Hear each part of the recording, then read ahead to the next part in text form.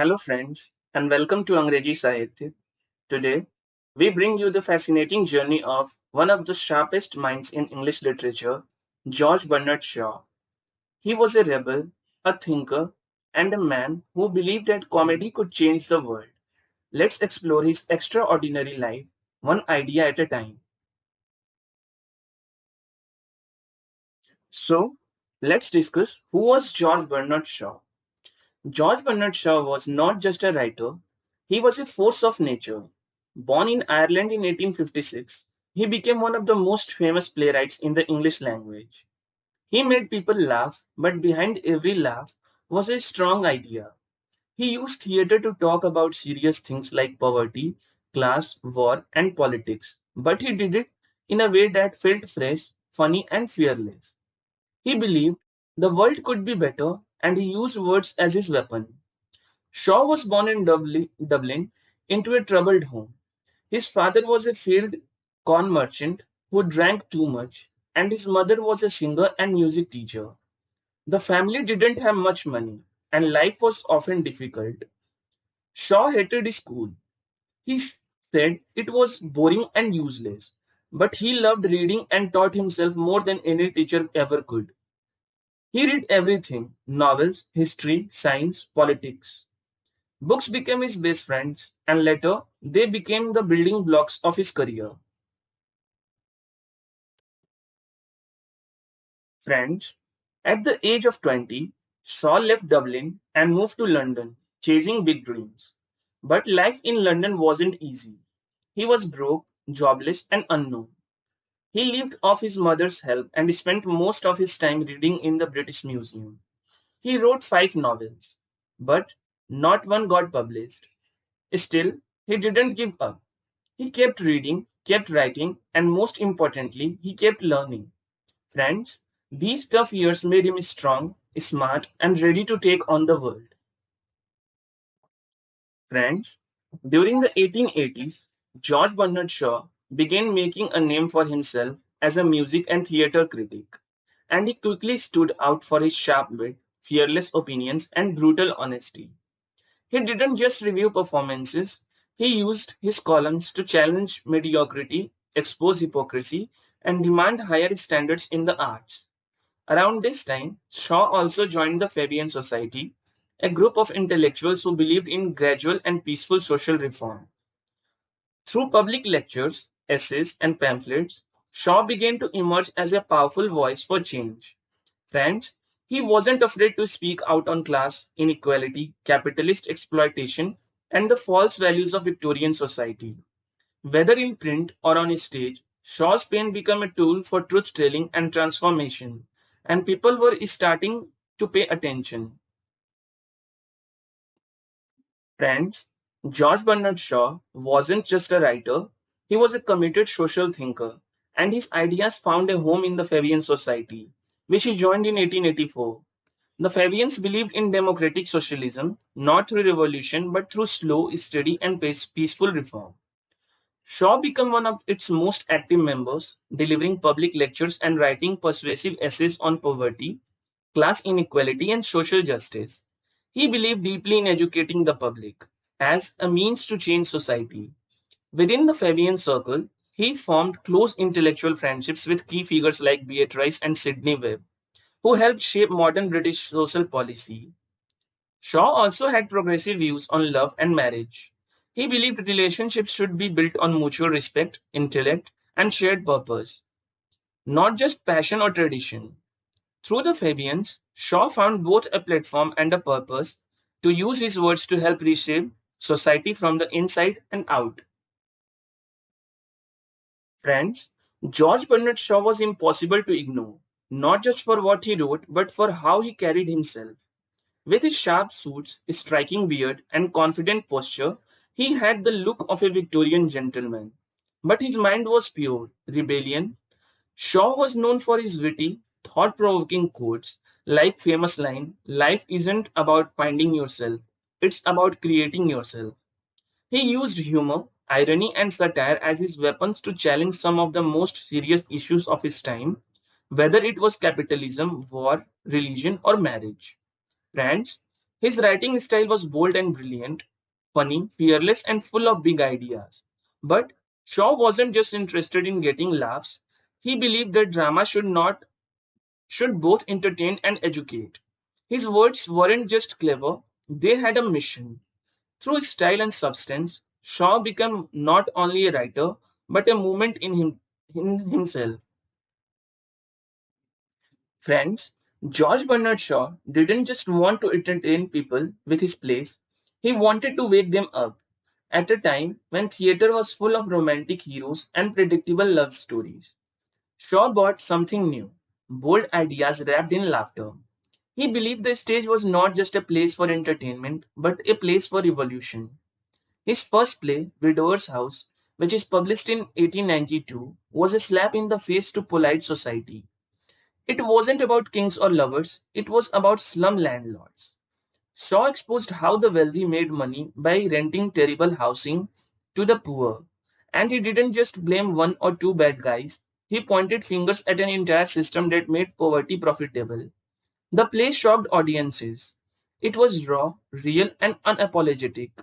But Shaw knew this was only the beginning.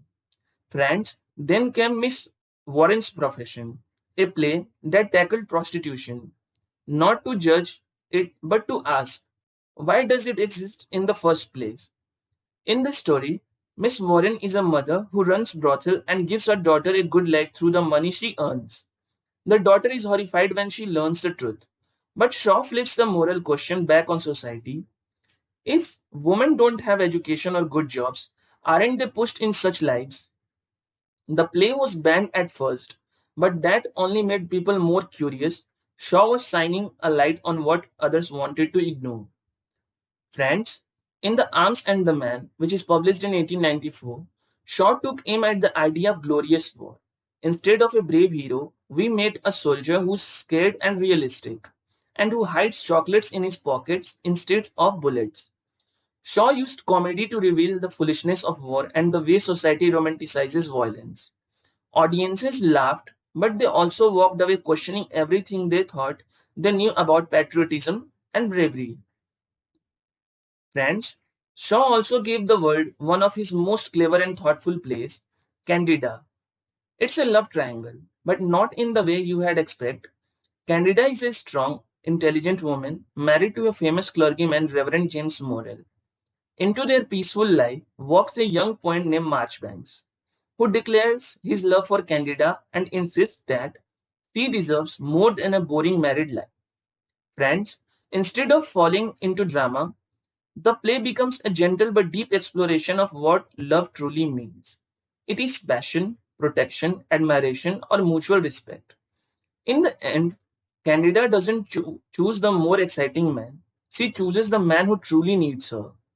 Through this play, Shaw reminds us that women are not prizes to be won, they are people who choose. Candida became one of Shaw's most loved and performed plays because it spoke to both the heart and the mind. Friends, in The Man and Superman, which is published in 1903, Shaw went even deeper. The play is part love story, part philosophical debate. A man named Jack Turner runs away from a woman named Anne Whitefield because he is terrified she will marry him. But as the play unfolds, Shaw uses their story to explore evolution, gender roles, and the purpose of human life. In one famous dream sequence, Jack becomes Don Juan and ends up debating in hell with the devil. It sounds wild, and it is. But beneath the comedy is Shaw's brilliant theory that women, not men, drive progress because they are the ones who bring new life into the world. They hold more power than they are ever given credit for. Friends, what made Shaw's play even more unique were his famous prefaces. These were long introductions, sometimes longer than the play itself, where Shaw explained what he was trying to say. But these weren't boring academic essays. They were sharp, witty, and packed with punchy lines. In them, Shaw talked directly to the audience about poverty, capitalism, marriage, religion, politics, war, and everything in between. He treated readers like thinkers, and that made him a writer people respected, even when they didn't agree with him. By 1913, Shaw had written over a dozen major plays and changed the theatre world forever. He proved that drama could be funny and serious at the same time. He gave strong roles to women, made fun of the powerful, and used every script as a mirror to show society its flaws, and he always did it with flair. Friends, Shaw's most famous play, Pygmalion, came out in 1912. It tells the story of a poor flower girl who is taught to speak like a lady, but it's more than a simple makeover story. It's about class, identity, and power. The play became a massive hit and was later turned into the musical My Fair Lady. In 1925, Shaw won the Nobel Prize in Literature. He accepted the honor but refused the prize money. Only Shaw would do that. He said, I can forgive Nobel for inventing dynamite, but not for inventing the Nobel Prize. Friends, when World War First broke out, Shaw did something shocking. He didn't support it. He wrote a pamphlet called Common Sense about the war, saying both sides were wrong, people were angry, they called him a traitor. But Shaw wasn't afraid. He believed war was stupid and that peace was always the better option.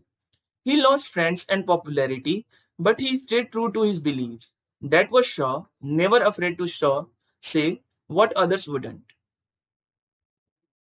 Friends, even in his 80s and 90s, George Bernard Shaw remained as active, sharp-witted, and passionate as ever.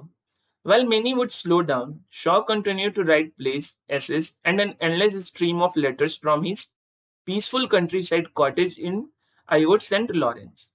His later works, including Buoyant Billions and Far-Fetched Fables, may not have gained the fame of his earlier plays, but they still carried his signature mix of wit, bold ideas, and social critique. By this time, Shaw had become something of a legend, a beloved elder statesman of English letters, admired around the world. He was more than just a playwright, he was recognized as a master of language, satire, and thought, someone who had spent a lifetime questioning the world and daring others to do the same. Friends, George Bernard Shaw passed away in 1950 at the age of 94. Ironically, not from illness, but after falling while pruning a tree in his garden. Even in his final days, he remained active, stubborn, and full of life. He left behind a massive body of work, over 60 plays, hundreds of essays, political pamphlets, and thousands of letters. But more than just words, Shaw left behind a legacy of fearless thought. His plays are still performed all over the world because they remain bold, witty, and surprisingly relevant. He spoke truth to power, gave voice to the voiceless, and turned the theatre from a place of simple entertainment into a powerful space for debate, questioning, and reflection. His legacy is not just in literature, but in the way we think, argue, and imagine a better world. Shaw wasn't just a playwright, he was a revolutionary with a pen, a man who turned drama into dialogue with society. Thank you for joining us on this journey through the life of George Bernard Shaw. If you joined, if you enjoyed this story, don't forget to like, share, and subscribe to Angareji Sahitya for more powerful tales from the world of literature. Until next time, keep reading, keep questioning, and never stop thinking.